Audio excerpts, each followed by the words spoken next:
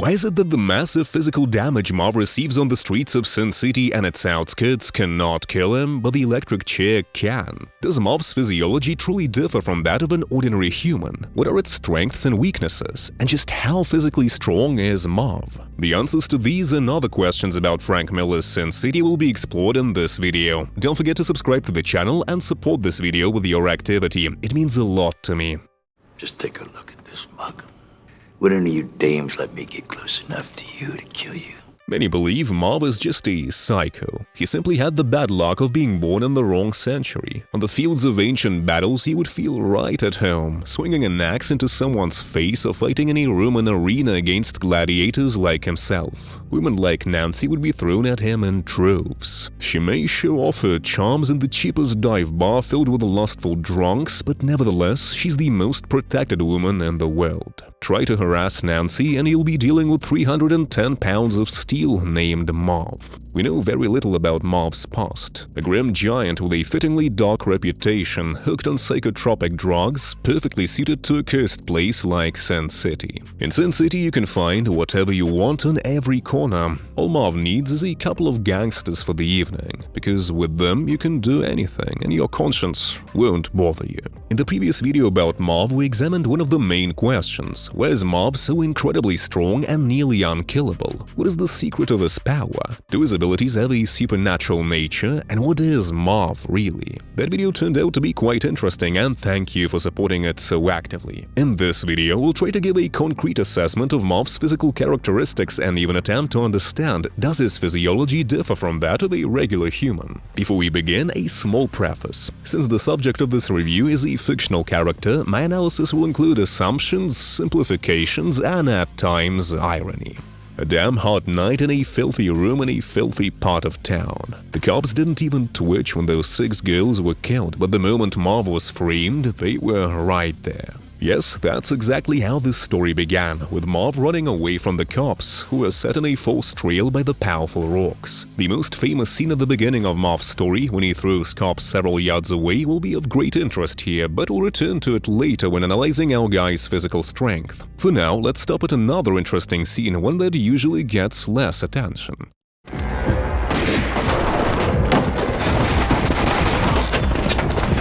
We see Marv jumping down, falling about 40 feet and grabbing the stair railing with his hands to stop his fall. What does this mean? It means that his shoulder joints at this moment were under colossal stress. For reference, his body weight is 310 pounds, nearly twice that of the average man. But when falling, weight seems to multiply, force is joined by speed. It's like trying to catch a falling wardrobe with outstretched arms. In climbing, it's considered that safe load on ligaments and belay shouldn't exceed about 1,800 pounds. In Marv's case, the stress on his shoulder joints could have reached 4,000 to 9,000 pounds. For a normal person, that would mean guaranteed complete rupture of the shoulder ligaments, dislocations of the joints, nerve damage, tendon tears, and so on. An ordinary person's grip would also fail. The hands would simply slip off. Even trained gymnasts or acrobats who spend years strengthening their grip and shoulders cannot withstand anything like this. Their limit is just a few yards. Yes, you can point out one important detail. Before hanging on fully extended arms, Marv seemed to slow his fall with his hands, reducing the stress on his shoulders. But this does not cancel out the monstrous load placed on the entire musculoskeletal system of his upper limbs. His shoulder joints, one way or another,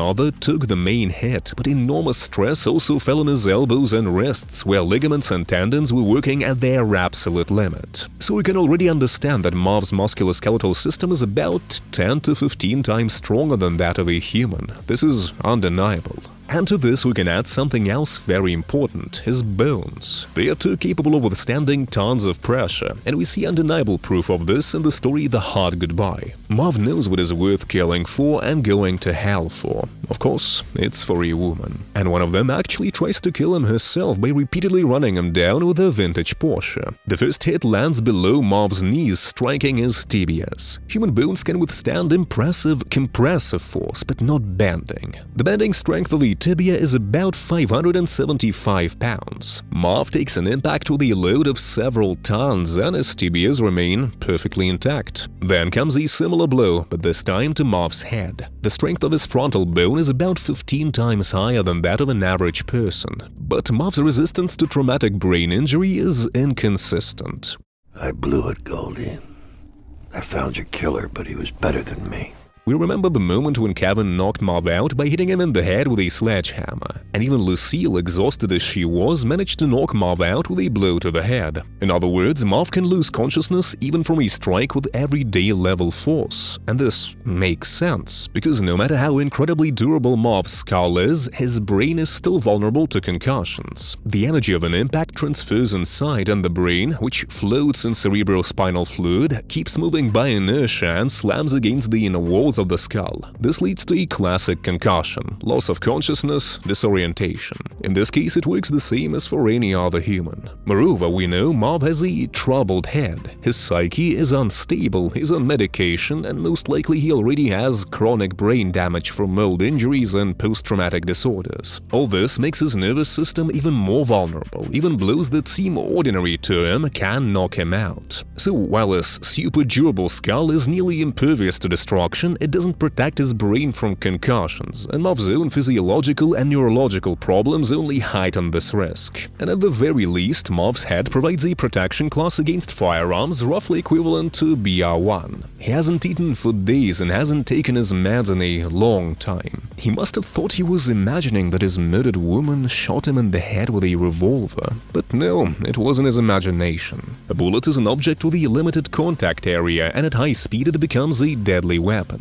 Goldie fired at close range from a Taurus 85 revolver, one of the most common compact self-defense revolvers. Bullet weight 147 grains. Muzzle velocity 950 feet per second. Stopping time 1 millisecond. The impact force on Marv's head was 620 pounds, and as we already know, for Marv this is negligible. Speaking of Marv's regeneration, Marv truly does have regeneration, but there are nuances. It works selectively and differently for various tissues. His skin and presumably muscles heal with incredible speed. Even the deepest and most horrific scars close up within hours and after some time disappear completely, as if they never existed. We saw this with the cuts Kevin's claws left on his face. His bones don't even require healing, they are originally so strong that nothing can break them. But with his internal organs, it's a different story. Here his body remains vulnerable. When he was shot, bullets tore through soft tissues, causing bleeding, and without medical assistance he would not have survived. The recovery process took him weeks. That's why daily beatings from the cops never broke Marv. The blows mostly landed on his skin, muscles, and bones, none of which could truly weaken him. So his regeneration is real, but not absolute. On the outside, Marv appears invulnerable, but inside he remains a living man whose organs still require medical care.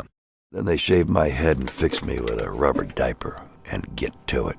And it's about damn time, if you ask me. And though Marv is incredibly resilient, he is still mortal. The cops sold out to the rocks wave a confession on Marv's face, and he keeps spitting blood on it and laughing. How many more copies will they bring? But then they threaten his mother. He breaks the prosecutor's arm in 3 places and refuses to sign the confession. In the end, Marv is sent to the electric chair. After a dose of alternating current at 2500 volts, Marv says, "That's the best you can do, you pansies."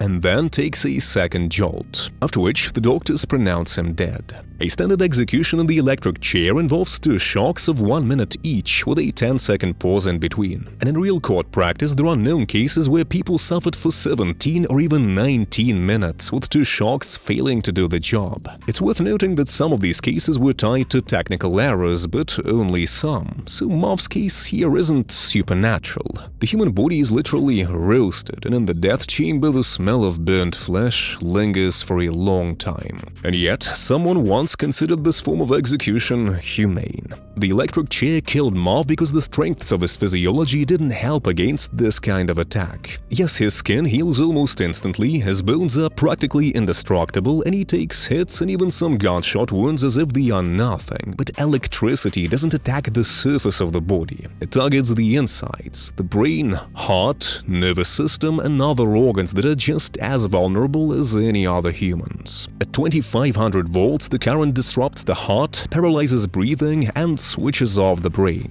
The brain, which in any case is Marv's weakest point. In the end, Marv is a man with paradoxical physiology, incredibly tough on the outside but vulnerable on the inside, in every sense. Now let's give a more detailed analysis of Marv's incredible physical strength. There's a lot to talk about here. Yes, I've already touched on a couple of points in a previous video, but now we'll go deeper. And let's return to that very scene at the beginning of The Hard Goodbye. Marv, like many of his colleagues in the trade, loves to throw people around, and the scene where he smashes through a hotel door and simultaneously catapults two cops is a perfect moment to examine this ability of his. Notice that Marv broke through the door while practically standing in one place. He didn't have any room for a running start. He created inertia with a small hop, and it was Marv's arms that generated the impulse to send the cops flying. We see the guys just beginning their flight, taking off, so to speak.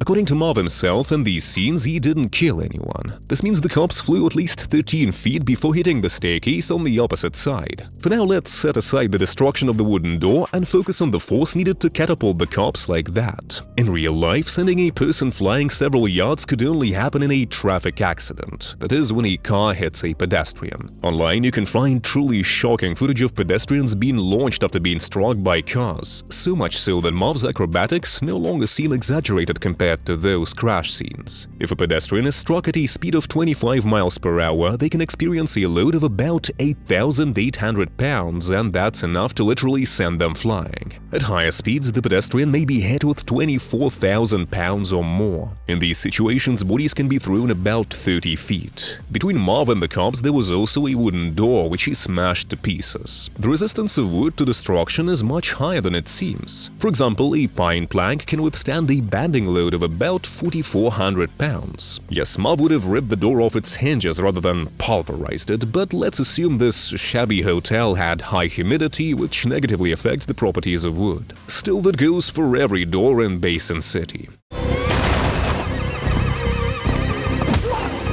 I'm not very good with the laws of momentum transfer between bodies, but I assume that a strike force of about 22 to 24,000 pounds with each arm was enough for Marv to achieve what we see on the screen. Anatomically, Marv's arm motion resembles the back fist strike technique, and the power of a strike that a real human can generate with this motion can equal several hundred pounds. Yes, the doors here are unreliable, that's for sure, but nevertheless, in Basin City there is at least one reliable thing: the faces of the local thugs. On another stifling night, when Nancy had just started her performance, a couple of gangsters interrupted Marv's pleasant pastime. Of course, they weren't the ones who killed Goldie, but one of them had a nice coat, and the other one Marv smashed headfirst into a brick wall. If it was a hollow-facing brick, its flexural strength is about 300 psi. That means to cause such damage, Marv applied the gangster's head to the wall with a force of about 13,200 pounds. For reference, according to statistics, single fractures of both the frontal and parietal regions during impact against a broad hard surface occur at around 880 pounds of force. Yes, Marv prefers to deal with gangsters with flair, and it doesn't necessarily require a personal motive. A random thug in Sin City 2 underwent the procedure of having his head crushed. Once again, medicine knows many works and studies devoted to the strength of the human skull, including its resistance to compression. Its resistance from the forehead to the back of the head reaches about 2,600 pounds, while the frontal plane, which Marv preferred, can withstand less, about 1,760 to 2,200 pounds. What does it mean for an ordinary person to create 2,200 pounds of pressure with their hands exactly as Marv does? If you try to crush a watermelon in the same way, you'll be surprised that it's much harder than it looks. And if you do manage it, the crushing force you created would be about 375 pounds. That's the average figure cited on forums. Apparently, Marv spent a long time training on watermelons. There should be a joke here about you-know-who.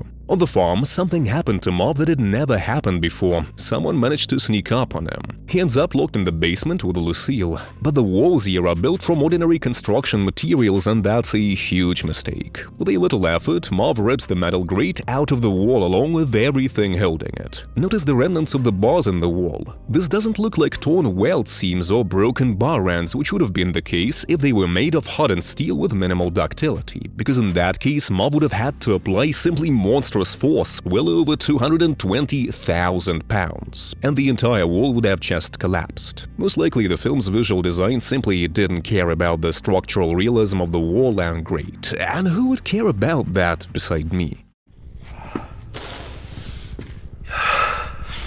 Let's go. I'll remind you that in the comic, Marv and Lucille's escape looked completely different. There, Marv simply smashed through a metal door. So let's conclude that Marv didn't destroy the metal's integrity. The internal structure of the wall, since this is a prison, was either natural stone like limestone or more likely concrete. In analyzing this feat of Marv, I also took the simple route and compared it to the force created by a dragline when demolishing a concrete wall, with the caveat that it's harder for Marv. Impact and dynamic stress are not the same thing. Roughly, a dragline strike against a building generates about 40,000 pounds of force. Now let's look at Marv's technique. In this discipline, Marv braces his feet against the wall and keeps his arms straight. Logically, you'd expect him to pull the grate toward himself by extending his torso, since in this case the strongest muscle groups responsible for pulling, the back and legs, would be engaged. But Marv's torso remains motionless, and the ripping of the grate happens due to the bending of his arms in a short amplitude. In other words, Marv created a 40,000-pound effort with his biceps, and with a relatively clean technique at that. For reference, the world record for a strict bicep curl lift is around 251 pounds. One way or another, Marv doesn't die because his body wasn't strong enough. He endured everything: torture, beatings, shootings, and each time he got back up as if nothing had happened. But this is where the cruel irony of his fate lies. For all his incredible toughness on the outside, inside he remained a man tired of pain and of Sin City itself. The electric chair wasn't just an execution for him, it became the final line Marv accepted himself. Yes, the current destroyed his heart and brain, but the main point here is that Marv no longer resisted. He wanted this end. He wanted retribution and peace, something he could never have in life. His body could have kept enduring blows and wounds indefinitely, but his will wanted the opposite. He allowed death to take him. Thus, Marv's death is explained not primarily by the physical limits of his body, but by the fact that even the strongest body is powerless without the will to live. If you enjoyed this video, subscribe to the channel and support it with your activity. It means a lot to me.